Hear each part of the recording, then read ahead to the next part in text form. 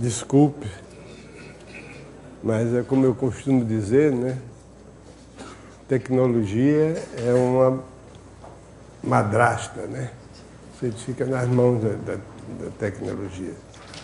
Se estivéssemos numa barraca aqui no Haiti, a situação estava melhor.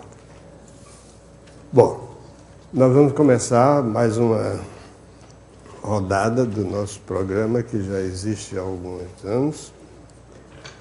E dessa vez, devido a esse atraso de 15 minutos, só tem uma solução, é cortar 15 minutos do recesso. Então, em vez de meia hora de descanso, você vai ter 15 minutos só. É até bom, porque várias pessoas me disseram que durante essa meia hora aumenta a ansiedade querendo a próxima aula. Assim a ansiedade diminui. Então hoje nós vai estrear no nosso time o Luciano, que sumiu, cadê ele? Luciano Castro, que agora a gente tem um trio permanente e um quarto elemento que varia. Ok, então nós vamos começar a aula de hoje sobre conjuntos e números. O programa de matemática do ensino médio é um programa bastante bem centrado. Lamento ter que dizer isso, porque eu gostaria de criticar, mas é bom, um programa bom. Se você comparar com os programas dos outros países, você verá que não deixa muito a desejar, não. Tem alguns pontos que podiam ser fortalecidos, tem algumas lacunas que são notáveis, principalmente nas aplicações de estatística, por exemplo. Probabilidade, um pouco mais. Probabilidade tem, mas estatística não tem. Vem cá, Luciano, esse é o Luciano Castro, o nosso guri, que vai começar conosco aqui. Ele é guri na idade, mas é bastante experiente e vocês tenho certeza, vão ficar satisfeitos com as aulas dele. Como vocês sabem, essas aulas aqui não são aulas dirigidas para alunos, são aulas dirigidas para professores. Tampouco são aulas que visam divulgar ou estabelecer teorias pedagógicas. Nós acreditamos que o importante, a coisa número um para o professor, bom, é claro, a número um mesmo, a número zero, eu diria, é a vontade de ensinar, o interesse pela matemática. A pessoa tem que ter interesse pela matemática. O número 2, ou seja, o número 1 realmente na prática, é o conhecimento da matéria. Por incrível que pareça, existem pessoas que se intitulam pedagogos que acham que o conhecimento da matéria é uma coisa secundária. O importante é você saber como ensinar. O que ensinar vem depois. As pessoas que, por exemplo, conhecem bem matemática são chamadas de conteudistas. E a palavra conteudista tem um significado pejorativo. Então, primeiro, para ser um bom professor, você tem que ter entusiasmo pela matemática. Segundo, você tem que ter conhecimento daquilo que você vai ensinar. Você tem que saber um pouco mais do que aquilo que você vai dizer para os alunos. Pense como alguns de vocês que são pais e mães de família que procuram educar os filhos. Você tem que saber um pouco mais sobre a vida do que os filhos que vocês estão querendo educar. Mesma coisa aqui. A terceira qualidade importante do professor é ter vontade de ensinar. Você pode ter. Gostar de matemática, conhecer matemática, mas dizer, eu estou nem aí, eu sei matemática, eu estou satisfeito com isso, o resto que se dane, eu não tenho nada com isso. Mas você tem que ter vontade de ensinar. Essa vontade de ensinar traz como consequência o interesse que o professor tem que ter pelo aluno, pelos problemas do aluno, procurar o respeito que o professor tem que ter pelo aluno, não procurar diminuir, achincalhar, né, fazer ironia com as perguntas ingênuas dos alunos. De modo que se você tem essas três qualidades, e não sou eu que estou dizendo isso, eu estou dizendo isso, mas eu estou repetindo as palavras de um grande professor de origem húngara que viveu os últimos 30 anos da sua vida nos Estados Unidos, chamado George Polyer, escreveu um artigo sobre os 10 mandamentos do professor de matemática. Começava com esses três que eu mencionei para vocês e os outros praticamente são consequências desses. Então essa é a ideia das nossas atividades aqui. Nós vamos procurar transmitir para vocês, por intermédio desses livros, que se intitulam A Matemática do Ensino Médio, volume 1, 2 e 3, e posteriormente, volume 4. Eu digo posteriormente porque o volume 4 contém as soluções de todos os exercícios propostos nos volumes 1, 2 e 3. Não traz nada de novo. Ou melhor, traz alguma coisa de novo, são os problemas de trigonometria, que não tem exercício de trigonometria no primeiro volume. Muito bem. Então, como eu dizia, o programa do ensino médio de matemática é bastante razoável. Ele gira em torno da noção de função e das várias aplicações da noção de função no dia a dia, nas técnicas, nas outras ciências, etc. Na verdade, eu estou sendo um pouco partidário, estou olhando só do lado de um dos interesses da matemática. O que a matemática faz? A matemática se ocupa de duas coisas importantes na vida do homem. A matemática se ocupa de números e de espaço, ou seja, das figuras que estão contidas no espaço. Tudo em matemática gira, em última análise, em torno de números e de figuras geométricas de espaço. Às vezes não aparece assim, a teoria das matrizes. São números. A teoria o cálculo diferencial integral são números. A topologia são figuras. Então, todas as teorias avançadas de matemática são desenvolvimentos dessas ideias básicas de número e de espaço. Nós vamos começar aqui com a noção de número. Para isso, é preciso estabelecer uma linguagem. Toda ciência tem uma linguagem própria. A matemática tem a sua linguagem. A linguagem matemática é muito simples, é extremamente singela. Ela se baseia numa noção fundamental, que é a noção de conjunto. A noção de conjunto é a noção em termos da qual todos os conceitos matemáticos são enunciados, demonstrados e aplicados a respeito da noção de conjunto. A noção de conjunto, aparentemente, só apareceu em matemática no meados do século XIX, começo do século XIX. Na verdade, ela sempre existiu, porque o que não existiu foi a sua explicitação, né? Porque conjunto é uma forma sistemática de se referir a propriedades e condições. Então,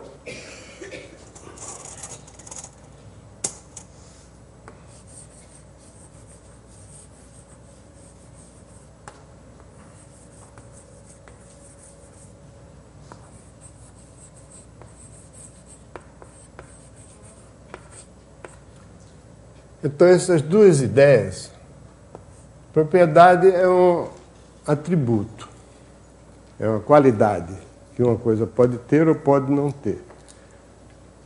E condição é um requisito que uma coisa deve satisfazer, um objeto deve satisfazer a fim de cumprir, de gozar certas propriedades.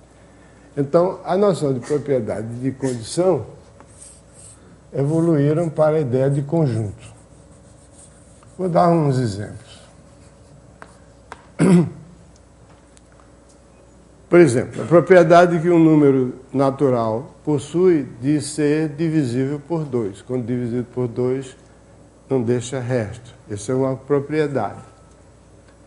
O conjunto definido por meio dessa propriedade é o conjunto dos números pares. A condição, por exemplo. A condição para que um número real satisfaça essa equação aqui. Isso é uma condição. Condição para que o número x seja tal que x2 menos 3x mais 2 seja igual a zero. Então, qual o conjunto definido por essa condição? É o conjunto das raízes, chamadas raízes dessa equação. Que são, as duas raízes são 1 e 2.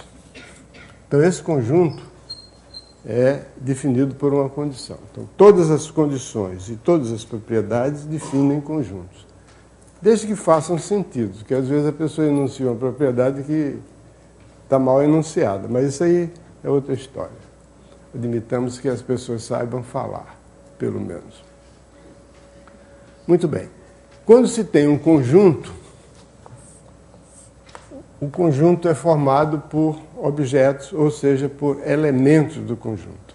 Então, dado um candidato a um conjunto e um candidato a elemento, a pergunta natural que se faz é: será que esse objeto é elemento desse conjunto? Se for, escreve-se assim.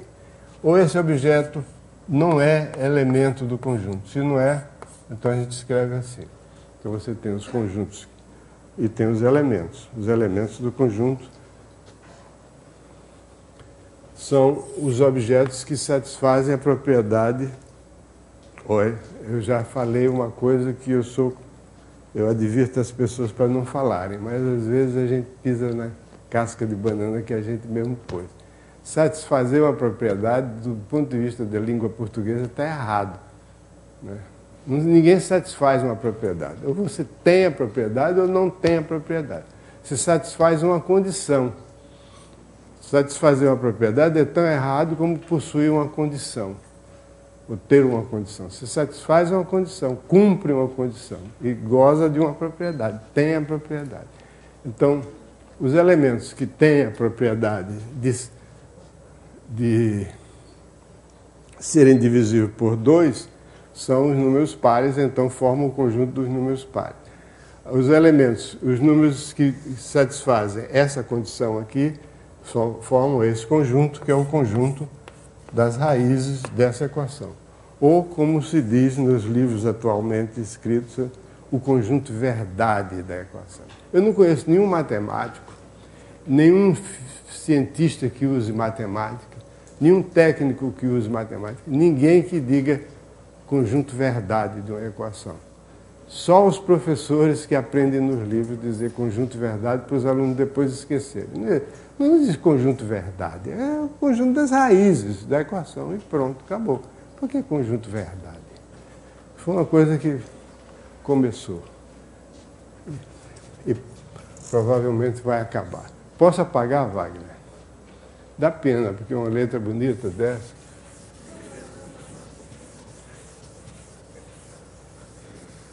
Bom, alguns conjuntos são meio estranhos. Por exemplo, o conjunto dos elementos, dos objetos que são diferentes de si mesmo. Isso é uma condição. Ou pode ser também uma propriedade, x diferente de x. Uma coisa que é diferente de si própria. Não existe. Nada pode ser diferente de si próprio. Então esse conjunto não possui elementos. Esse é o chamado conjunto vazio. É o conjunto representado assim, é o conjunto de todos os objetos x, tais que x é diferente de x. Ou qualquer outra propriedade contraditória, né? Por exemplo, o conjunto dos números naturais que multiplicados por 2 dão um resultado 3, por exemplo. Esse conjunto é vazio. O conjunto dos números naturais que multiplicados por 2 dão 3 como resultado é um conjunto vazio. Esse é o conjunto vazio que foi, durante o apogeu da chamada matemática moderna, um objeto assim de grande admiração, entusiasmo e veneração dos professores de curso primário, principalmente os professores de nível primário, que faziam inúmeras perguntas a respeito do conjunto vazio, perguntas que não tinham o menor interesse. Eu ia dizer não tinham o menor sentido, mas tinham sentido, não tinham interesse. Outros conjuntos que também costumam chamar a atenção é um conjunto formado por um único elemento. É um conjunto tão bom. É que é diferente, estritamente falando, isso é uma coisa e o elemento é outra coisa. A pertence a esse conjunto, mas A não pertence a A. Então essas sutilezas assim, que às vezes são... Existe uma observação aqui nesse livro que diz o seguinte: a matemática tem que ter, quando a matemática é explicada, apresentada, descrita e exposta, ela tem que ter duas propriedades que são essenciais à matemática, que são a precisão e a generalidade. As coisas têm que ser precisas e têm que ter o máximo de generalidade para se aplicar em diversas situações possíveis. Às vezes, a observação que eu me interrompi a minha própria frase, a observação que eu ia fazer, que é feita aqui no livro é o seguinte: o excesso de cuidado com precisão e generalidade, às vezes, pode tornar o discurso pedante. E a pessoa precisa ter um pouco de cuidado para não exagerar no pedantismo, não entrar no pedantismo. Exagerar não ser pedante. Por exemplo, se você tem um plano no espaço e uma reta, a interseção do plano com a reta é um ponto. Então, digamos que esse plano seja o plano π e a reta seja a reta R, então a interseção de π com R... Bom, um plano é um conjunto de pontos. E uma reta também é um conjunto de pontos. Então aqui nós temos um exemplo de uma coisa que nós vamos falar daqui a pouco, que é a interseção de dois conjuntos. Então a interseção de dois conjuntos tinha que ser um conjunto. Se essa interseção é A, o correto, o estritamente correto, seria dizer que essa interseção é o conjunto cujo único elemento é o ponto A. Mas isso é de um pedantismo enorme. Ninguém faz isso, nem deve fazer, porque esse é um pedantismo que não leva a nada. Então a gente diz que a interseção desse plano com essa reta é o ponto A, e não o conjunto cujo único elemento é o ponto A. Então a gente tem que se policiar, para não... Fala, Wagner. É correto, mas no início, enquanto o professor está começando a ensinar para os alunos, é bom que ele seja bem metódico e preciso e deixar essas liberdades para quando numa etapa posterior. Discutível. No café a gente discute. Mas, aliás, aqui é uma oportunidade para dizer a interseção de uma reta com o plano é interseção, né? Ninguém escreve de outro modo. Aliás, pode escrever interseção de duas maneiras.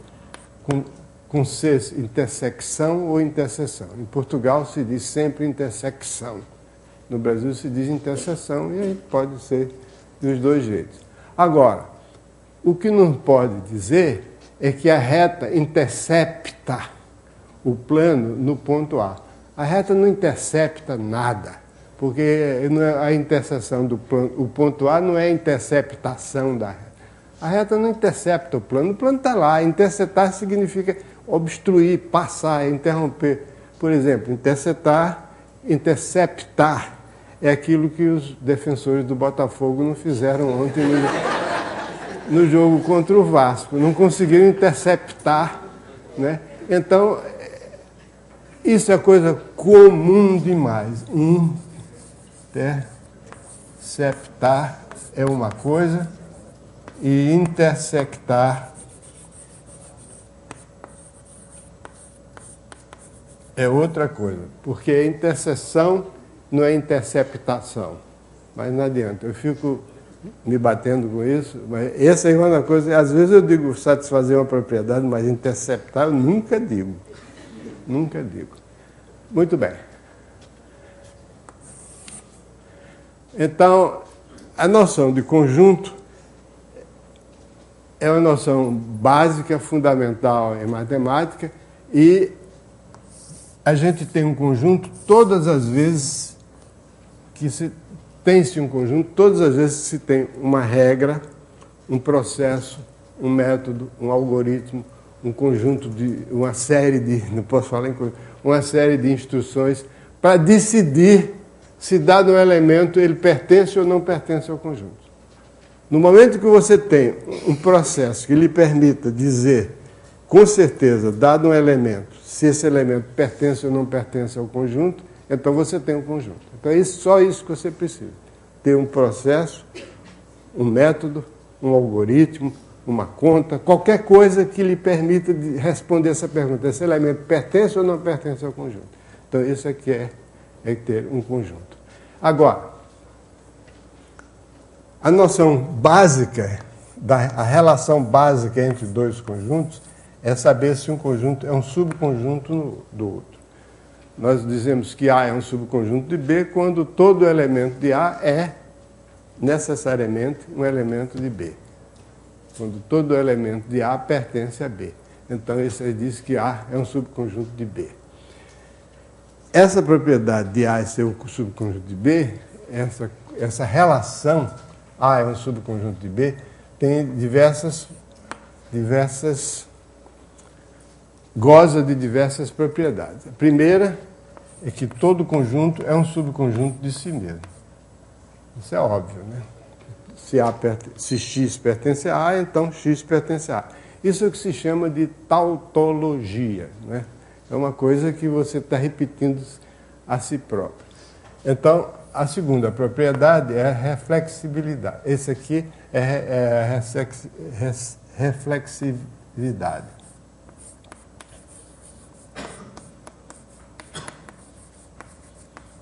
A segunda propriedade é a antissimetria.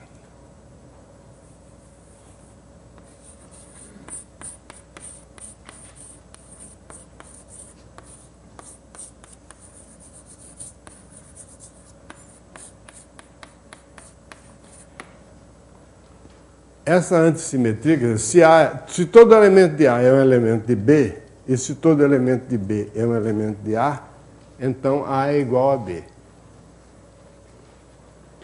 Essa é a forma pela qual, em matemática, se prova que dois conjuntos são iguais. É sempre prova que cada um deles está contido no outro.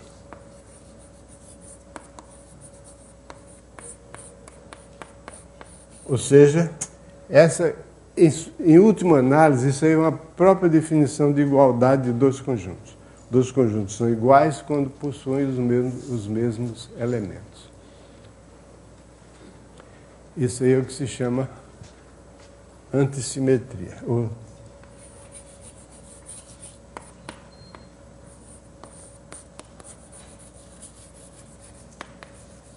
Vocês notam que eu hesitei se ia botar um hífen ou não ia botar um hífen.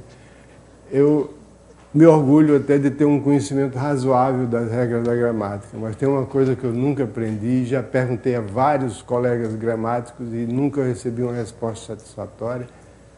Quando se usa o hífen, quando não se usa o hífen. Está certo, Wagner? Se o Wagner disse que está certo, então está certo.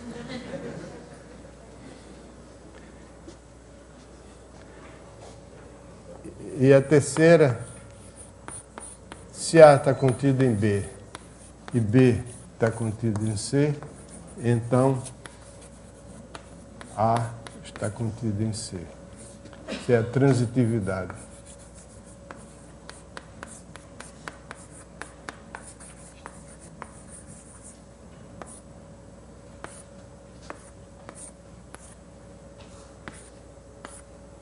Essa terceira propriedade, bom, todas essas propriedades aí são óbvias a partir da definição de A está contido em B, porque se todo elemento de A é elemento de B e todo elemento de B é elemento de C, então todo elemento de A é elemento de C.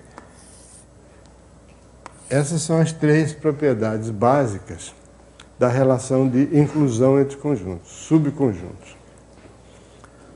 Essa terceira propriedade é a formulação em termos de conjuntos da conhecida ideia de silogismo lógico. Silogismo lógico eu acho que é meio redundante. Silogismo.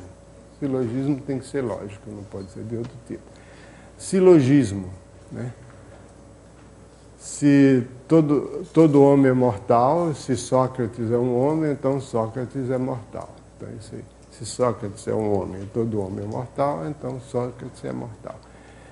Essa transitividade é o silogismo, que é o argumento essencial nos raciocínios matemáticos, noção de silogismo. Mas a noção de inclusão não é tão ingênua assim, não. Ela tem umas coisas meio estranhas. Por exemplo,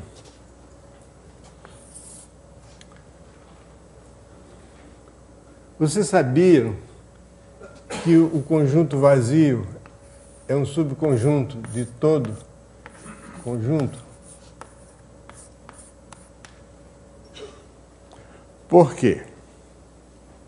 Eu sou obrigado a admitir. Eu não quero admitir que o conjunto vazio é um subconjunto de todo conjunto. Mas eu sou obrigado, não tenho como não admitir. Pelo seguinte, porque quando é que um conjunto não é subconjunto de outro? O que é que significa que o conjunto A não é subconjunto de B? Ora, isso aí é a negação de A ser subconjunto de B. A está contido em B. Significa que nem todo elemento de B, de A, é elemento de B. Quer dizer, existe pelo menos um elemento de A que não é elemento de B. Então, para provar que o A não está contido em B, eu tenho que exibir um elemento de A que não pertence a B. Mas isso é impossível se A for o conjunto vazio, porque o conjunto vazio não tem elementos.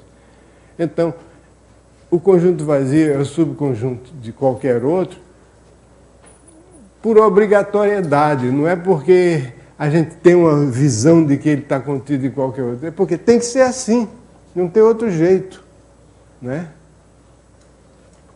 O conjunto vazio é um subconjunto de qualquer outro.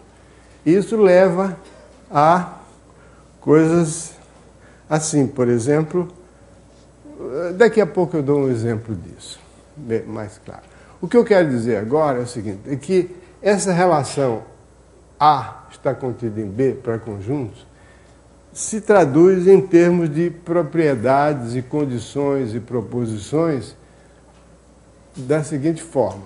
Digamos que A seja o conjunto de todos os objetos que gozam de uma propriedade P.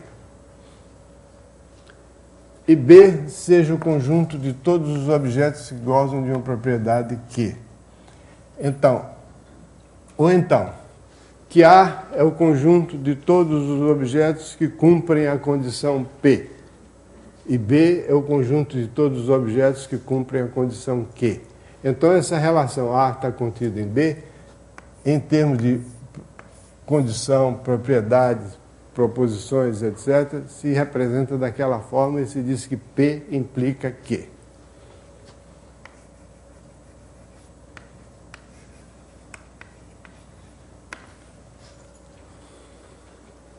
Não sei se vocês já perceberam, mas todas as vezes que nós estamos resolvendo uma equação matemática, nós estamos efetuando uma série de implicações lógicas. Não sei se vocês já perceberam isso. Por exemplo, se você tem x2, vamos pegar aquele exemplo, menos 3x mais 2 igual a 0. Quando se escreve uma equação, implicitamente ou resumidamente, nós estamos dizendo, suponhamos que eu conheça um número x tal que x2 menos 3x mais 2 seja igual a 0. Isso é uma hipótese que a gente está fazendo sobre o x. Então, uma hipótese dizendo que x é um número que satisfaz aquela condição, ou que goza daquela propriedade de x2 menos 3x mais 2 igual a 0. Então, a gente diz, olha, como x2 menos 3x mais 2 igual pode ser escrito como x menos 1 vezes x menos 2, eu substituindo essa expressão por essa aqui, que é igual a ela, ou melhor, que é equivalente a ela, eu tenho isso. Então, o que eu tenho é o seguinte, eu fiz aqui uma implicação. Se x2 menos 3x mais 2 é igual a 0, então x menos 1 vezes x menos 2 é igual a 0. Quer dizer, essa condição aqui implica essa. Agora, se x menos 1 vezes x menos 2 é igual a 0, eu tenho um produto de dois números é 0, pelo menos um deles tem que ser 0. Se os dois forem diferentes de 0, o produto é diferente de 0. Então, daí eu concluo que x menos 1 igual a 0 ou x menos 2 igual a 0. X menos 1 igual a 0 significa que x é igual a 1 ou x igual a 2.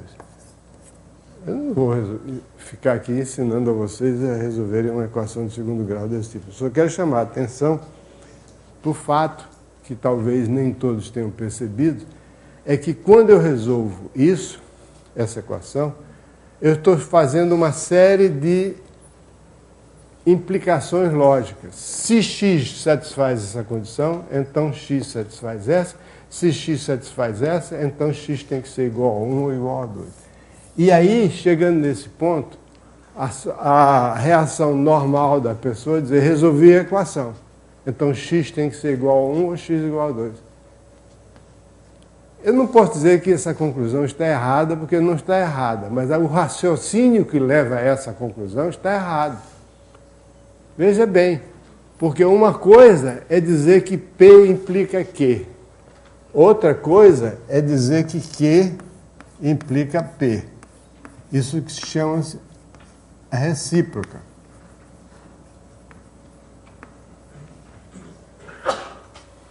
Se A está contido em B, não é obrigado a B estar contido em A também, a não ser que A e B sejam iguais. Aqui, nesse raciocínio que eu fiz, o que eu provei foi o seguinte, é que se x for um número que cumpre a condição x2 menos 3x mais 2 é igual a 0, então esse x só pode ser 1 ou 2. Não pode ser outro número. Mas eu não disse que 1 e 2 ou 1 ou 2 satisfazem essa condição. Eu teria que voltar para poder assegurar que x... Eu vou dar já um exemplo dramático para mostrar que esse raciocínio não leva à conclusão. A conclusão que x e 1 e 2 são raízes. Leva, nesse caso, sim, porque eu posso voltar todas essas implicações. Porque se x é igual a 1 ou x é igual a 2, então isso aqui, x igual a 1 ou x igual a 2, então isso implica que o produto de x menos 1 por x menos 2 é 0. Porque se x é igual a 1, x menos 1 é 0. Então o produto é 0. Se x é igual a 2, x menos 2 é 0. Então o produto é 0. Então eu posso voltar daqui para aqui.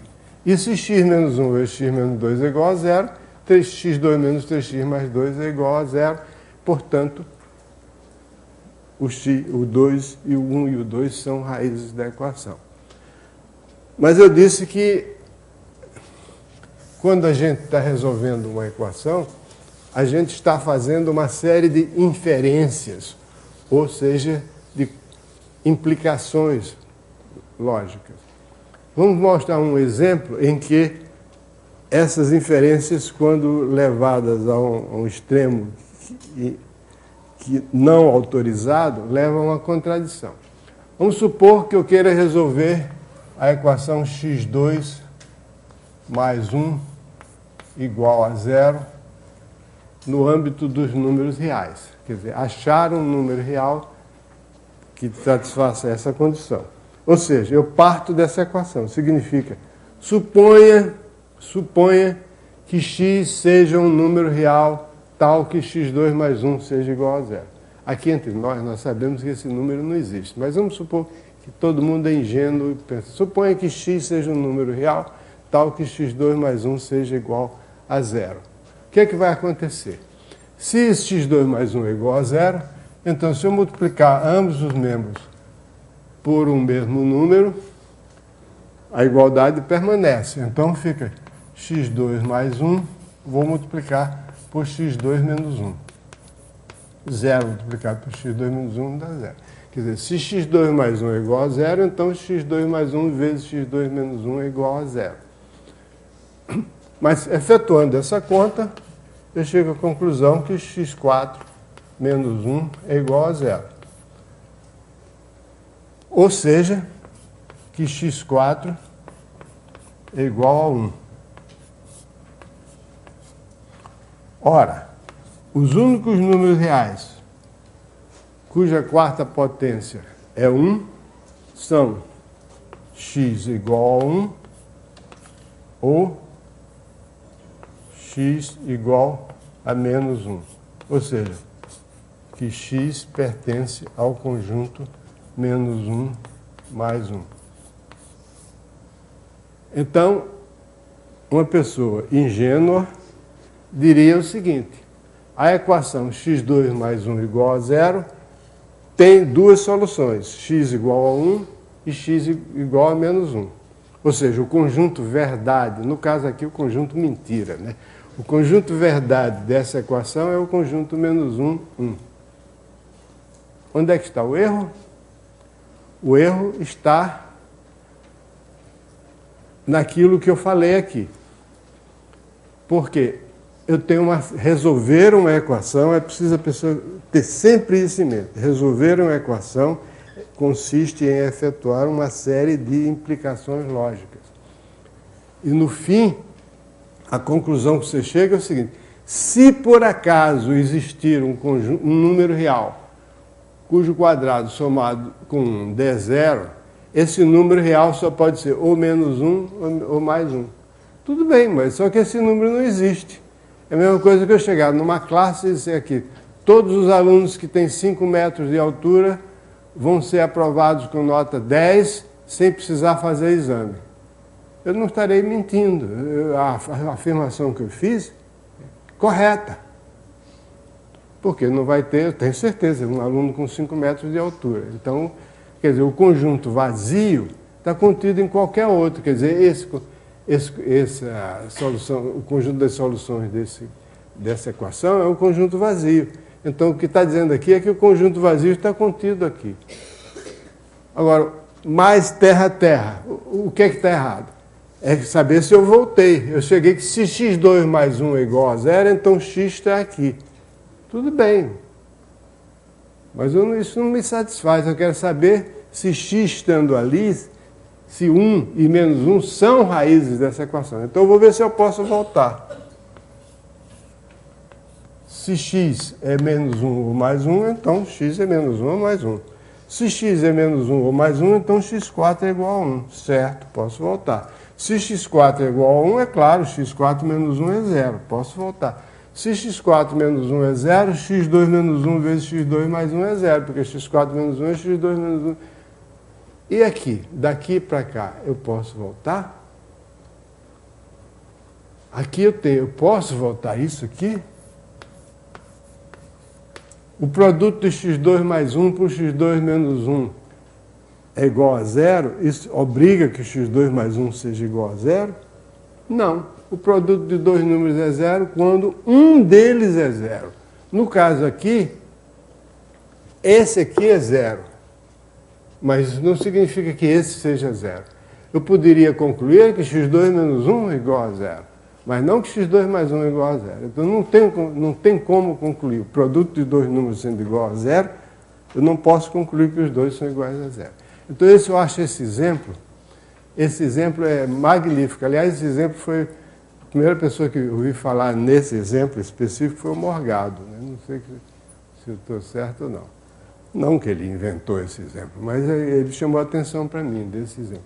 Exemplo contundente, mostrando como é que resolver uma equação é um processo que consiste em implicações lógicas sucessivas.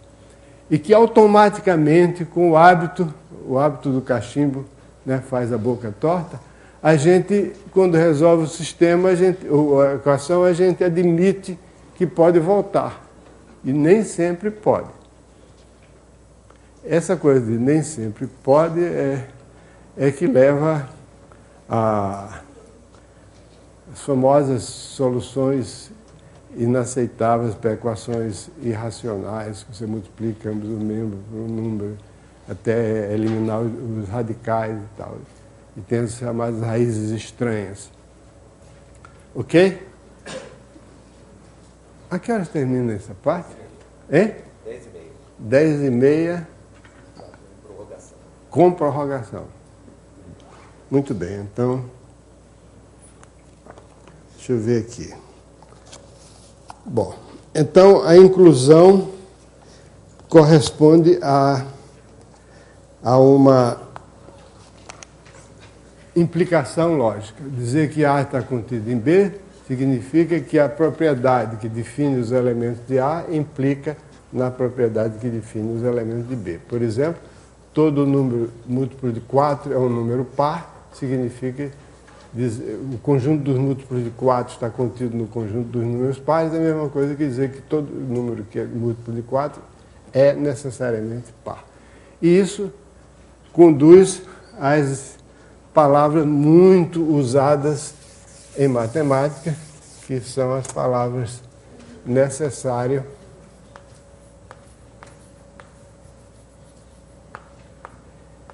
e suficiente. É incrível como as pessoas na linguagem comum confundem necessário com suficiente.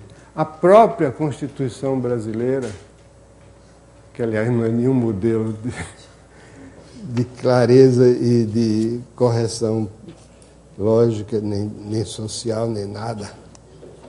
A própria Constituição brasileira comete um erro desse tipo, que, aliás, uma vez eu perguntei a vários colegas meus no Conselho Nacional de Educação se eles detectavam essa impropriedade, e eles não, disseram que não, estava perfeitamente correto, era assim mesmo. Tá bom, fazer o quê? Aqui tem o exemplo que diz assim: o artigo 34 da Constituição Brasileira de 1988 diz o seguinte: a União não intervirá nos Estados nem no Distrito Federal, exceto para 1. Manter a integridade nacional. 2. Repelir invasão estrangeira ou de uma unidade da Federação em outra. 3, etc, etc.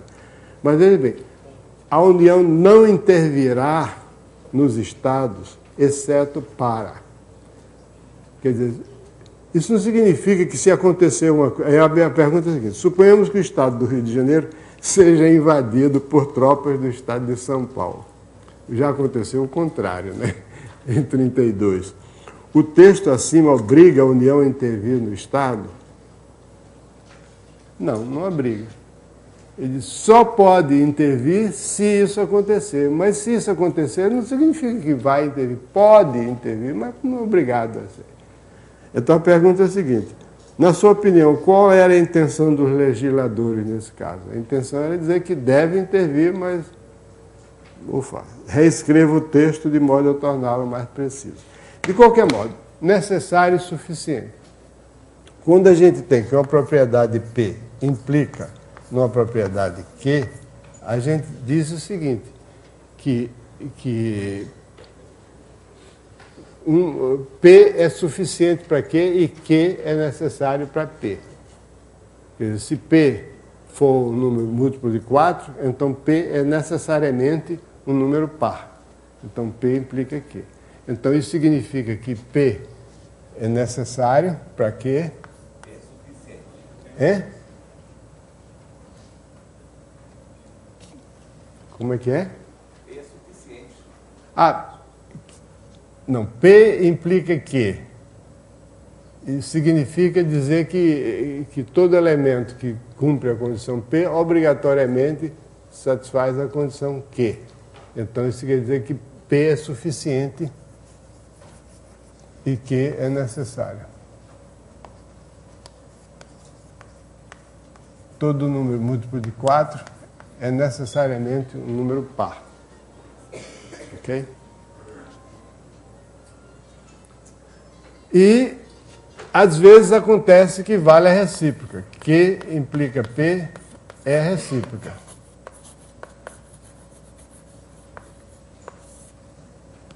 A recíproca de P implica Q. Quando valem as duas, então a gente escreve que P é necessário e suficiente para Q. Nesse caso, significa que as duas propriedades são equivalentes.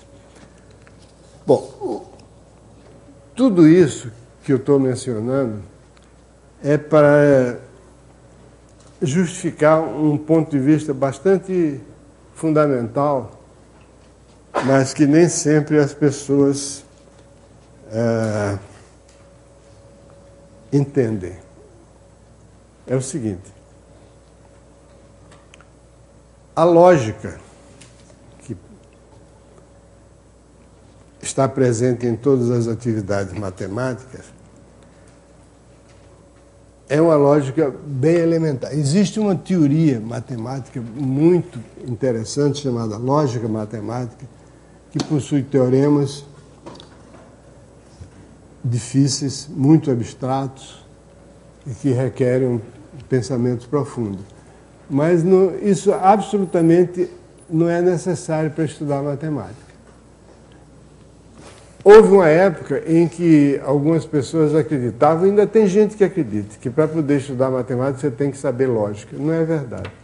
Toda a lógica que você precisa para estudar matemática é a teoria dos conjuntos. Aliás, teoria dos conjuntos é uma frase também que não deve ser dita. Existe uma teoria dos conjuntos, que é uma teoria bonita, difícil e ampla. Mas aqui não é teoria dos conjuntos. Isso aqui é simplesmente linguagem de conjuntos. Tá? Então, todas as coisas de natureza lógica, como implicação, negação, etc., são explicadas mediante a noção de conjunto. E aí chegou a oportunidade de falar em negação. Negação de uma afirmação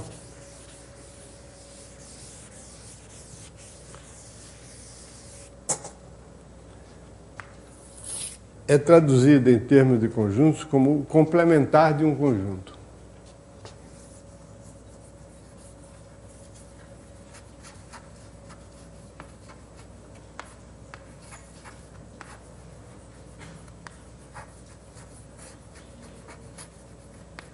Para falar em complementar de um conjunto, é fundamental, é indispensável se dispor de um conjunto chamado conjunto universo.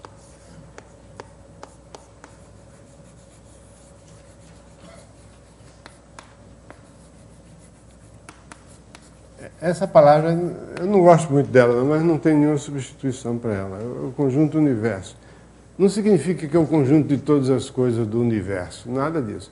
Conjunto universo significa o universo do discurso, quer dizer, as coisas sobre as quais nós estamos falando no momento. No momento, se você está falando sobre o ensino da matemática, o conjunto do universo é o conjunto dos professores e alunos de matemática.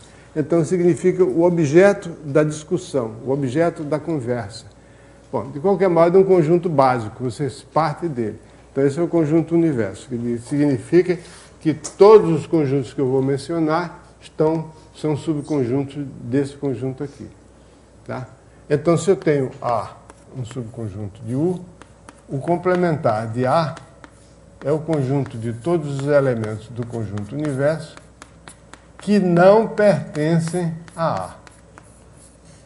Então, a gente costuma fazer aquele famoso chamado diagrama de Venn, em que você tem aqui o conjunto A, que é o U, e aqui está o complementar de A. São todos os elementos que não pertencem a A. Ok? Então, o conjunto, o complementar de A está relacionado com a noção de negação.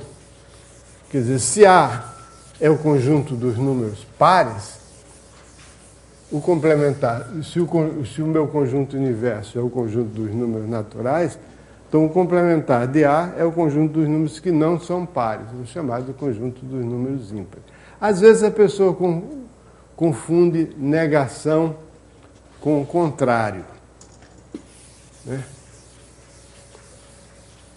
Por exemplo, o contrário de preto é branco, o contrário de branco é preto, mas a negação de preto não é branco. A negação de preto é tudo aquilo que não é preto. É cinzento, azul, amarelo, vermelho, entende?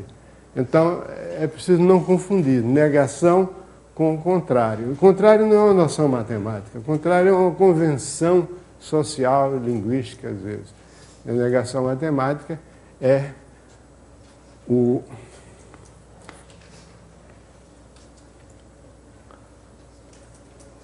complementar. O complementar tem umas propriedades interessantes, por exemplo, o seguinte: se A está contido em B, aí significa naturalmente que A e B são subconjuntos do conjunto universo U. Isso implica que o complementar de B está contido no complementar de A, eu já botei implica se somente se. Quer dizer, se A está contido em B, então o complementar de B está contido no complementar de A e vice-versa. Na verdade, vice-versa é a mesma coisa, porque se você olhar para essa implicação nesse sentido, é a mesma coisa que a implicação nesse sentido, é só trocar os papéis de A por B. Não é isso? Então, se A está contido em B, o complementar de B está contido no complementar de A. Outra propriedade é que o complementar do complementar de A é igual a A. Quer dizer, a negação da negação é a afirmação. Isso é uma coisa que em certas línguas, como por exemplo na língua inglesa, se você usar duas negações, corresponde a uma afirmação. A não ser para pessoas muito ignorantes mesmo. Em português, não. Porque não vou, não. Se você disser isso em inglês, quer dizer eu vou. E não é verdade que eu não vou, eu vou. Então, não vou não, mas não vou não, em português é uma reafirmação, é uma negação mais forte ainda. Não vou não, de jeito nenhum. Então a negação da negação é uma afirmação. Quer dizer, o complementar do complementar de A é o próprio A. E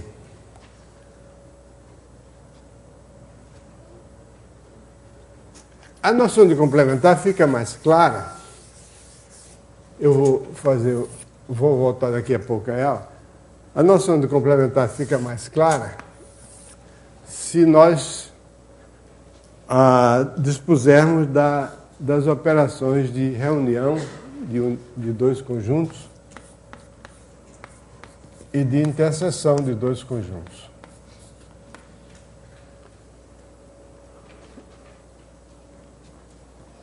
A reunião de dois conjuntos é o conjunto dos elementos que ou estão em A ou estão em B. E aqui aparece essa palavra básica que é o ou. O ou, na linguagem comum, tem um sentido exclusivista. Quer dizer, ou eu vou ao cinema ou vou ao teatro. Não pode ser as duas coisas, mesmo que seja um cine-teatro, né? Mas, ou eu vou de trem ou vou de ônibus. É exclusivo, se for um não é outro, mas em matemática não é assim. Então tem até a história famosa do ginecologista que era matemático também. Ele acaba de fazer um parto e o marido, o pai da criança, ansiosamente espera do lado de fora e pergunta: doutor, foi menino ou menina? E ele responde: sim. Não foi um animal, foi um menino ou uma menina. A reunião dos meninos com as meninas dá todas as crianças. Mas o médico estava absolutamente correto, porque o pai não aprendeu nada com isso, mas a matemática do médico estava certíssima. Então, ou em matemática não tem esse sentido. Quer dizer, o número ou um número par, ou é múltiplo de 4, bom, eu não sei. Quer dizer, um exemplo de uma reunião de dois conjuntos cuja interseção não é vazia. Então você tem A e B. Você tem os elementos que pertencem a A, os elementos que pertencem a B somente e os elementos que pertencem a ambos, A e B. Então a reunião de A com B, se X pertence a A reunião B, significa que ou X pertence a A ou X pertence a B, mas pode ser que pertença a ambos. Enquanto que na interseção é o conjunto de todos os elementos que pertencem simultaneamente a A e a B. Muito bem. Aqui, usando essas noções, a noção de complementar fica mais interessante, porque você pode caracterizar o complementar do seguinte modo.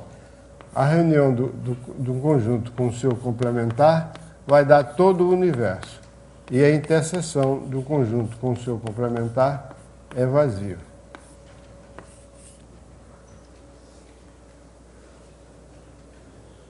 Essas duas afirmações, elas têm um antepassado na lógica dos gregos.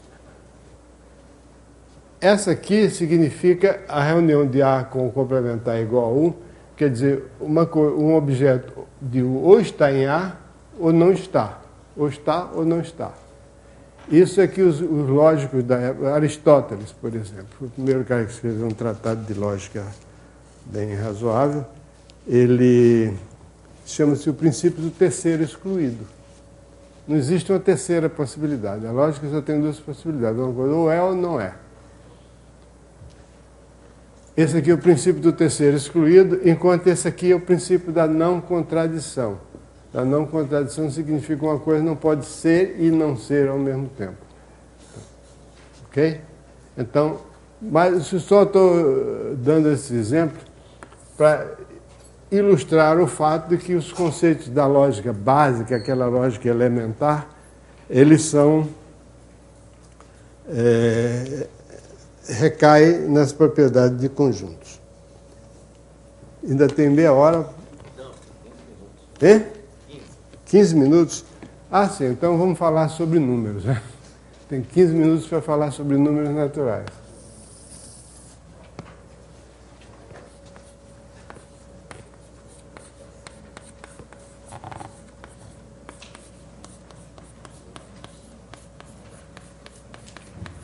A coisa mais essencial que eu quero dizer a respeito dos números naturais é que os números naturais consistem numa série de símbolos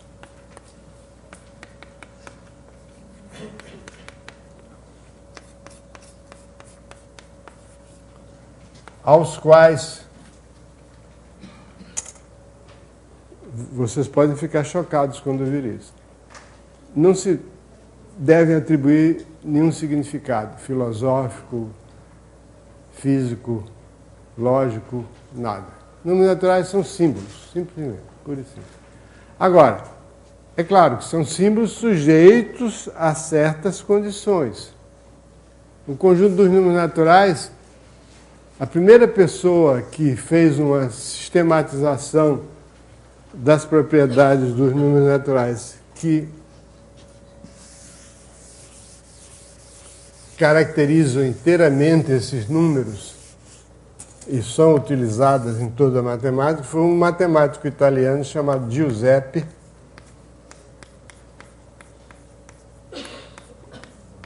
Peano,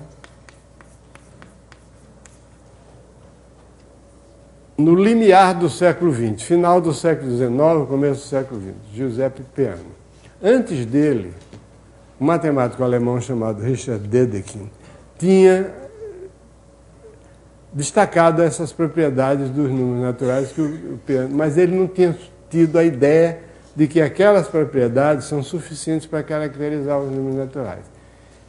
Então, o Giuseppe Peano fez uma lista de propriedades que caracterizam os números naturais. Essa lista se chama os axiomas de Peano. São 4. Tudo que se pode dizer a respeito dos números naturais resulta dessas 4 coisas que o Peano anunciou. Primeiro é o seguinte: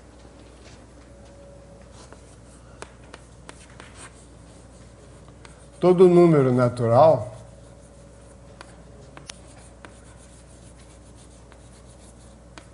tem um sucessor.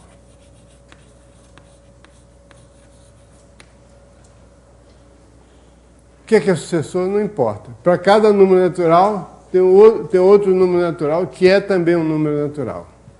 Entre parênteses.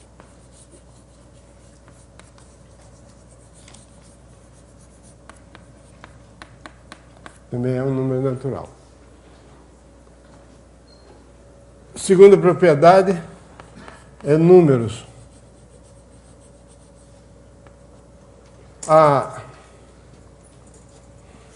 Não. Existe um único número natural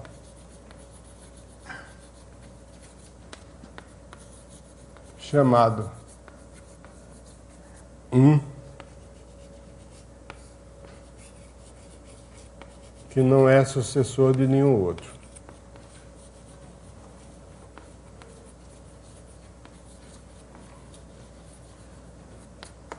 Olha, eu usando a dupla negação. Não é sucessor de nenhum outro. Basta dizer, não é sucessor de algum outro. Não é sucessor de outro. Terceiro, números.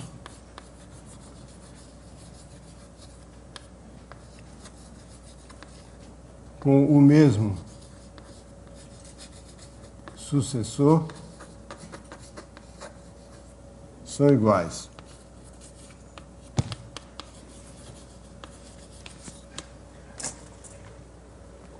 Se você inverter a ordem das coisas e pensar, por exemplo, numa situação assim, toda pessoa tem um pai, só que o pai aí fica desempenhando o papel de sucessor, mas inverte as coisas.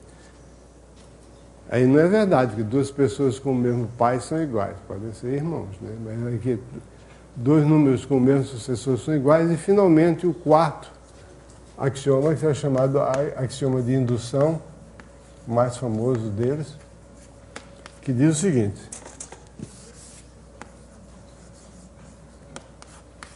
se eu tenho um conjunto de números naturais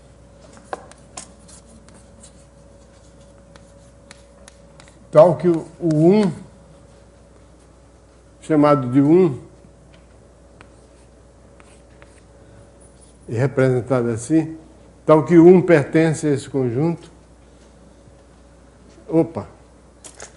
1 pertence a X, e o sucessor de cada elemento de X também pertence a X,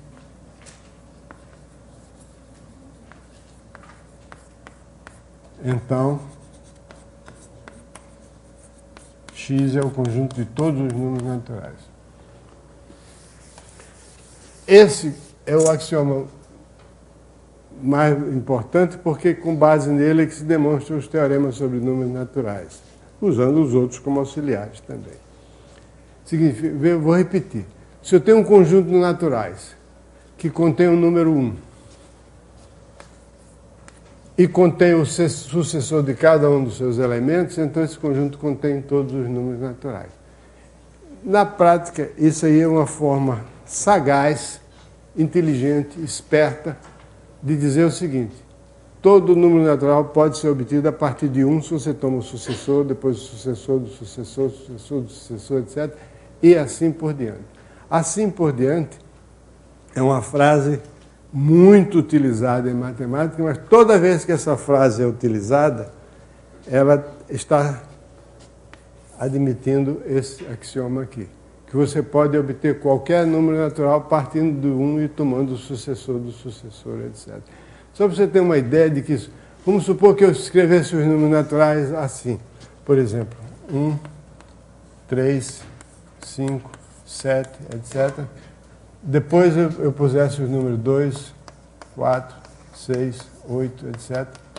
Então o 3 é o sucessor de 1, o 5 é o sucessor do 3, etc. O 4 é o sucessor do 2, etc.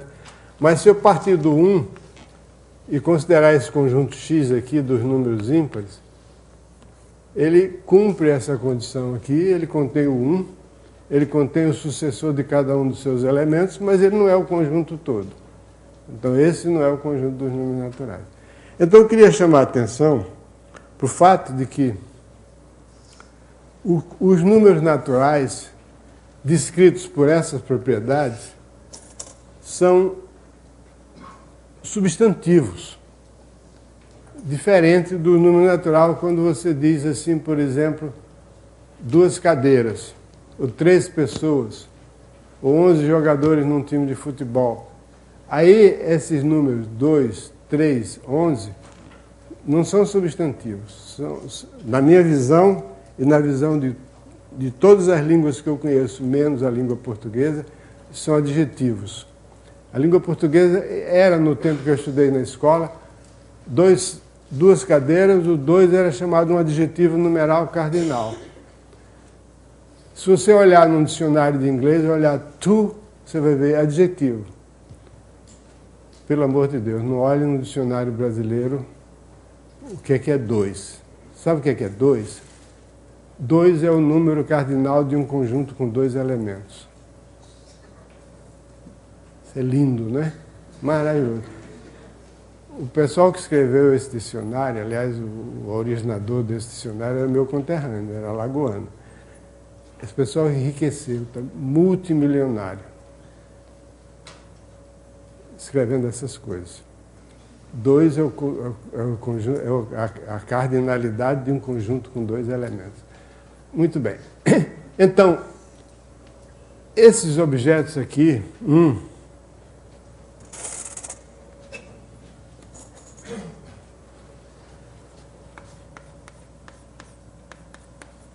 2, 3, etc., os números naturais, são substantivos.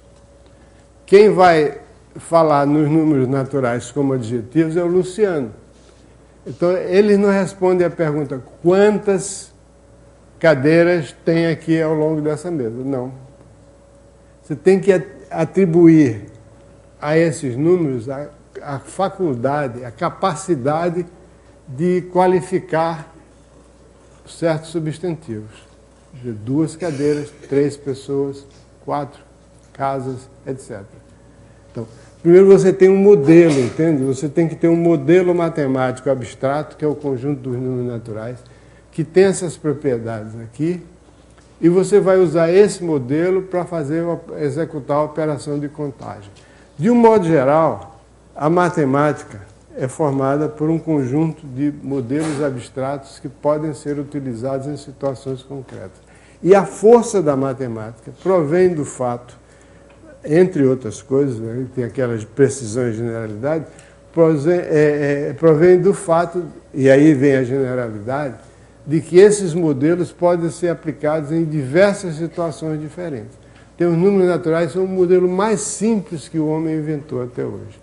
No início da civilização, o homem só sabia distinguir entre 1 e 2. Passou de 2, ele dizia muitos. Aí você tem, por exemplo, na língua inglesa, a palavra thrice, que significa 3 vezes e significa também demasiadamente. Aliás, eu estive pensando e vi que nas outras línguas também. Por exemplo, você tem em francês, você tem très ou trop, que vem do 3, trois. Quer dizer, que eles sabiam contar 1, 2, quando chegava em 3, muito. Em italiano, por exemplo, troppo. demasiado. Allegro, mas non troppo. Alegre, mas não demais, né? Calma. Né? Em que outra língua? Em alemão. Em alemão, os alemães eram mais espertos, porque o alemão, muito, é viele. E viele é muito parecido com a palavra vier, que significa 4. Enquanto que esse aqui vem de trois, muito, troppo, tre, em italiano, e alemão, 4. Porque os alemães eram mais espertos do que os franceses, do que os italianos. Português nem tem isso, né? Nem contava. Não tem. Então, o que eu queria dizer é o seguinte: os números naturais constituem um modelo matemático para efetuar a operação de contagem. Contagem quer dizer 1 dedo, 2 dedos, 3 dedos. E aí vocês vão dizer, Erlon, por que você começa os números naturais com 1, se nos meus livros, os livros que eu adoto, todos eles começam com 0? Aí eu digo, bom, paciência, é uma questão de escolha. Porque a minha escolha foi baseada, pelo menos eu tento enganar a mim mesmo, que a minha escolha é racional. Se eu uso os números naturais como um modelo matemático para a operação de contagem, eu pergunto, eu quero contar os dedos da minha mão. Como é que eu conto? 0, 1, 2, 3, 4? Ou conto 1, 2, 3, 4, 5? Agora, se você quiser aprender a contar de 0, os números naturais começam de 0, mas quando eu quero contar, eu conto a partir de 1. Tudo bem. Eu podia começar com 2 também. Ou com 3. Por que não? Podia começar com -1, ou com -2. Então a resposta, a pergunta que não quer calar é a seguinte: 0 é ou não é um número natural? Essa é a pergunta. As pessoas que fazem essa pergunta atribuem um valor às palavras, valor que essas palavras não têm. Palavra em matemática não tem valor nenhum. Palavra é uma convenção. Você usa, chama de natural, pronto, acabou. É um carimbo que se põe. Então a resposta para essa pergunta, 0 é um número natural, a resposta certa, sabe qual é? Sim, não e talvez. Essa é que é a resposta certa. Se você quiser começar com 0, pode começar, não é mal nenhum. Só que quando você for contar, não pode contar a partir do 0, tem que contar a partir do 1. Se você quiser, tudo bem. Parou? Acabou? 15 minutos. 15 minutos para começar a outra aula. Tá bom. Obrigado pela atenção de vocês.